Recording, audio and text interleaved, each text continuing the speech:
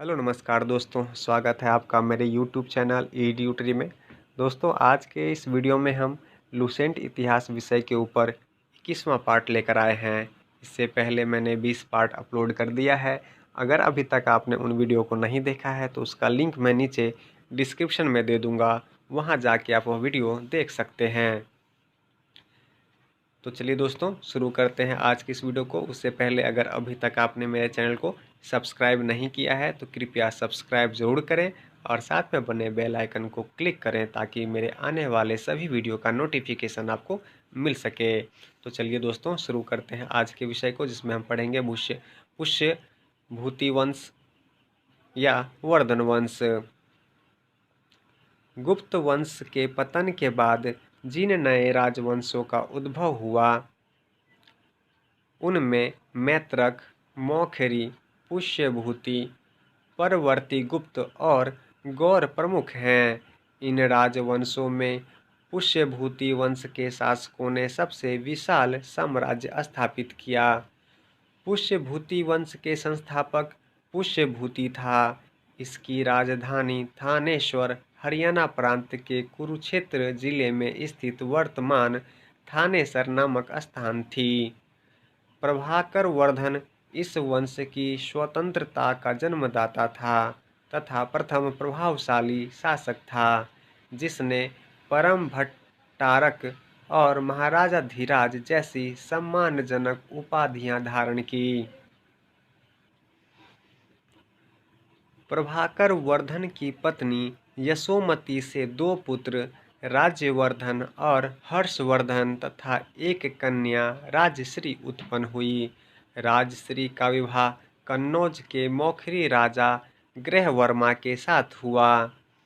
मालवा के शासक देवगुप्त ने ग्रहवर्मा की हत्या कर दी और राजश्री को बंदी बनाकर कारागार में डाल दिया।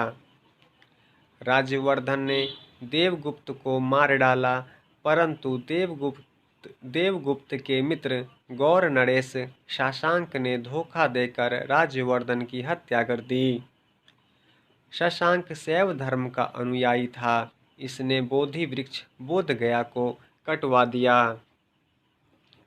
राज्यवर्धन की मृत्यु के बाद 606 ईस्वी में 16 वर्ष की अवस्था में हर्षवर्धन थानेश्वर की गद्दी पर बैठा। हर्ष को शिलादित्य के नाम से भी जाना जाता था। इसने परम भट्टारक नरेश की उपाधि धारण की थी।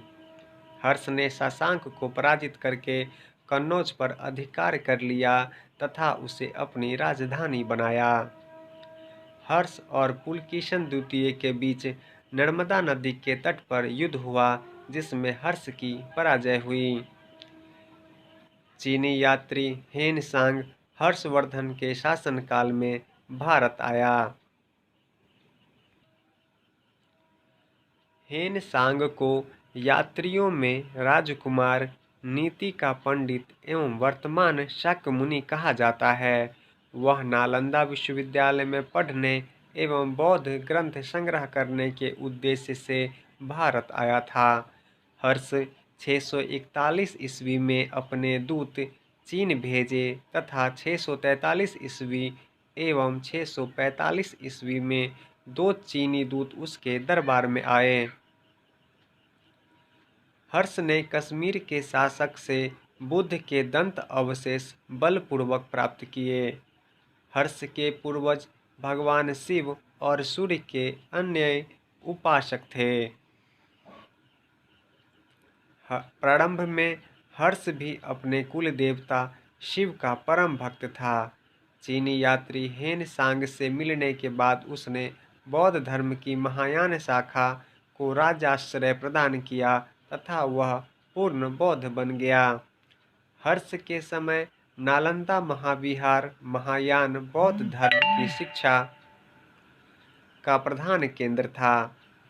हर्ष के समय में प्रयाग में प्रति 5वें वर्ष एवं समारोह आयोजित किया जाता था, जिसे महामोक्ष परिषद कहा जाता था। हेनसांग स्वयं 6वें समारोह में सम्मिलित हुआ। बाणभट्ट हर्ष के दरबारी कवि थे। उन्होंने हर्षचरित एवं कादम्बरी की रचना की। प्रियदर्शिका, रत्नावली तथा नागानंद नामक 3 संस्कृत नाटक ग्रंथों की रचना हर्ष ने की थी। कहा जाता है कि धावक नामक कवि ने हर्ष से पुरस्कार लेकर उसके नाम से ये तीनों नाटक लिख दिए। हर्ष को भारत का अंतिम हिंदू सम्राट कहा गया है, लेकिन वह न तो कट्टर हिंदू और न ही सारे देश का शासक ही। हर्ष के अधीनस्थ शासक महाराज एवं महासामंत कहे जाते थे। हर्ष के मंत्री परिषद के मंत्री को सचिव या अमात्य कहा जाता था। प्रशासन की सुविधा के लिए हर्ष का साम्राज्य कई प्रांतों में विभाजित था। प्रांत को भुक्ति कहा जाता था। प्रत्येक भुक्ति का शासक राजस्थानीय, उपरीक अथवा राष्ट्रीय कहलाता था। हर्षचरित में प्रांतीय शासक के लिए लोकपाल शब्द आया है।